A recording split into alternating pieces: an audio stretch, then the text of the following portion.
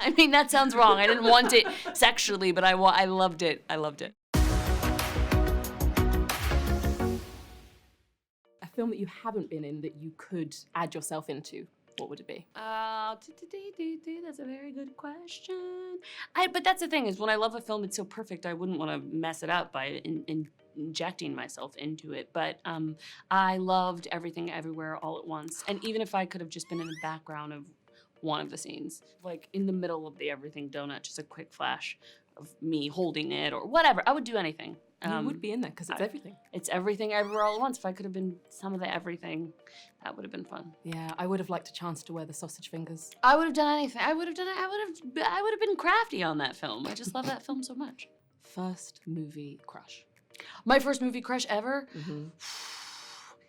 I think it's Jim Carrey. Sorry, what? I think it's Jim Carrey. Okay, say more.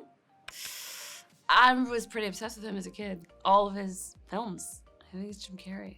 Any particular standout film? All of them, but like him and Ace Ventura, it's so weird. I know, there's something kind of the hair? everything. Wow. Everything with the tropical shirts and the little white tee underneath, the walk, the slinky song that he sings, the speaking from his butt cheeks. I really, as a kid, I was like, I want that. You heard it here first. I mean, that sounds wrong. I didn't want it sexually, but I loved it. I loved it. You were drawn to it. I was drawn to it, Okay. yes. And then I got older, and then he was in Eternal Sunshine of the Spotless Mind, which is one of my favorite movies ever made. I think it's one of the greatest films ever made. Certainly one of the greatest American films ever made. And maybe it's an unpopular thing to say, but he's a stud in that film, to me. He's an absolute stud. Okay. He's a morose stud. Right. I'm not going to yuck your yum. I'm going to let you have it. Don't yuck my yum. Let me keep my yum. What was yours? My first movie crush? Yeah. I mean, it's probably going to go closer in the Will Smith region. Oh, I mean, Will Smith is Than the Jim babe. Carrey. Yeah, Will Smith and Wild he's Wild a babe. West. Wild Wild West. Come on. Yeah, he's a babe. Tell me about the movie that made you want to be in movies. Probably, if I'm honest, Harold and Maude, which I don't know that I understood at the time. But I think it did. I think it got me really interested in storytelling. I have to think, because my production company now is partly named after a character. It's called Viva Maude, so I think it made a huge impression on me. Yeah. What was it about it? The characters or the story? I think the characters. I had never seen a character like Maude before. I think I was accustomed to a certain kind of portrayal of a woman her age, what a woman in her 80s might do and be, and Maude sort of upended all those ideas. And I think maybe it was the first instance of me understanding the ways in which film can challenge our worldview and our perceptions and change our mind and open our hearts. And yeah, it's still, every time I watch that film, I fall more in love with it and also with filmmaking because of it. So yeah. Okay, this might be the answer to the next question as well then, which is, what's your go-to movie for a sick day? Oh, for a sick day? I like Bridget Jones' Diary. The original? The original, but I actually recently, almost kind of for a sick day, which is for a treadmill day, a day where I'm going to be on a treadmill for a long time. I like to watch movies. I watched every one of the Bridget Jones. There was like a week where that's all I watched when I was working out, was those films, which having to work out feels like a sick day for me. But the audacity of those films to make us believe that Bridget Jones wasn't attractive. Yeah, I know. But that's also, you remember the films in the 90s where it'd be like the girl is supposed to be unattractive because she's in like overalls and has glasses on. And they take the glasses off and then suddenly her hair is down and it's like flowing in the wind and she is the hot person that she's always been with glasses. Right. Yeah. Next up, if you could redo any of your movies, just do it again for fun. Or... Oh, like be better than I was? Well, or just go back and enjoy it again, which would it be? Maybe Sorry to Bother You, because it's such a fun, weird movie, and it would be nice to get to do that again and do more of it, maybe. Not really redo the film, but get back in that universe and see what else we might come up with. I think that'd be fun.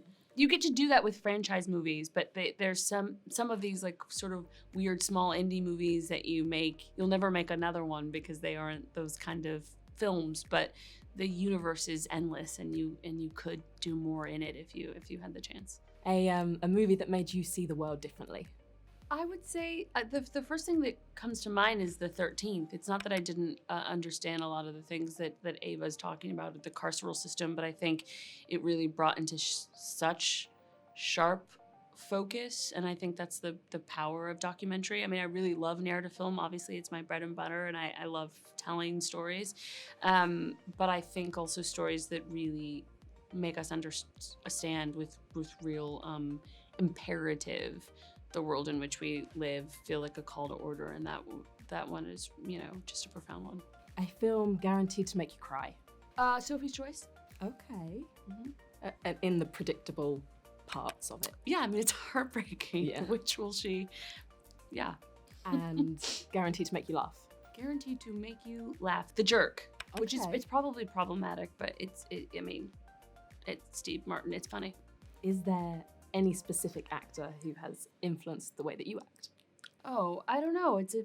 No, I don't think so. But I mean, maybe just people that inspire me. Kate Blanchett, I think, is somebody that is. I've just watching her from afar and then getting to work with her on Thor Ragnarok and see her process firsthand. I think she's someone whose just work and attention to detail and craft I've always admired so deeply, and then to get to see it was just a gift. And you already mentioned you do have your own production company, Viva Maud. Mm. What movies or series are you most excited to make? Oh God, I'm so excited to make so many things. But there's a wonderful book called Luster, and we're making it into a series for HBO, and that's something that I am so excited about. I mean, I just want to make the sort of things that I'd like to watch, and that's a show that I would just never want to stop watching. If you had to choose to only ever be in front of the camera or behind, what's the main love? Oh, I mean, I haven't been behind it yet, so my first love is being in front of it, but that's something that I'm hopeful about, so we'll see.